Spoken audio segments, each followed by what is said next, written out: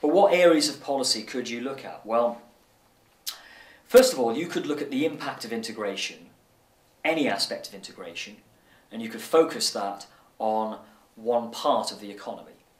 Economies are broken down into sectors, and the conventional divisions of the economy are agriculture, industry, manufacturing industry, and services. So you could look at one of those sectors, but you could go more narrow than that. You know, there are many industries. You could look at a specific industry. You could look at the finance industry. You could look at the car industry. You could look at the engineering industry. You could look at the tourism as a service. You could look at the construction sector. You could look at the housing sector.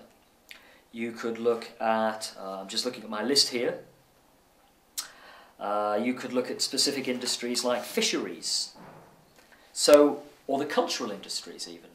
So there are many, many industries. If you're interested in cultural stuff, look, the cultural industries. You know, there is a policy on it, there's lots of things done on it. Culture is very economic, it's seen as a growth industry. So let's say that you're someone who's interested in languages, or who's interested in music or art, or and you're struggling to see that these are economic.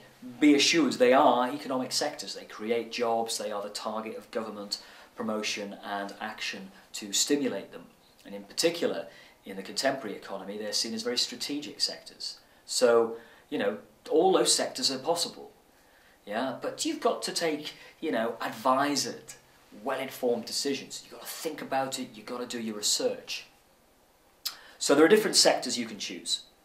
And likewise, there are different policy areas that you can choose. I'm going to list a few and then we'll talk about them a bit more. The EU has a single market. This includes competition policy and rules on compliance with the single market. The EU has a trade policy, both internally and externally. The EU has a monetary policy, exchange rate policies, fiscal policies, a budget, and tax harmonisation initiatives. The EU has to intervene to coordinate the welfare states of countries. These are huge and embrace lots of different activities. The EU has to have rules about the labour market. The EU has an employment policy. The EU also has education policies and training policies at all levels. The EU has a regional policy. The EU has a budget. The EU has an agricultural policy. And the EU has policies on migration and immigration. This list is not exhaustive. I'm just giving you ideas. It also has an environmental policy, and as I said, it has a cultural policy. These are also strongly economic in their motivations and in their effects, even if they're not always seen centrally as that. Trust me, when you get down to the haggling over how these policies are shaped, it's the economic stuff that matters. It's the economic interests that are really involved in them. So there's loads of policy areas. Look at the structure of the European Commission. Look at the range of parts of the Commission, the different Director Generals within the Commission. These are they're like a government, yeah? They're like a government cabinet with different departments. Okay, so just looking at the titles of them gives you an idea of the different policy areas. Policy areas can be further broken down, just like sectors can.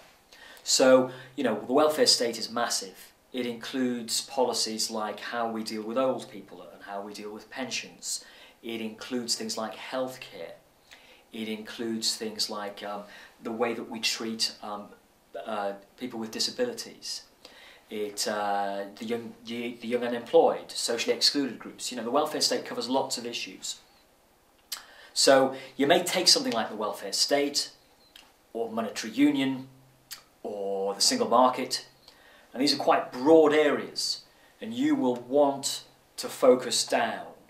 Yeah? Now, you are allowed and encouraged to say, look, I'm interested in the effect of this big thing, monetary union or the single market or welfare, whatever, but I can't study all of it. That would be a daft way of trying to do it, because I wouldn't be able to get any depth.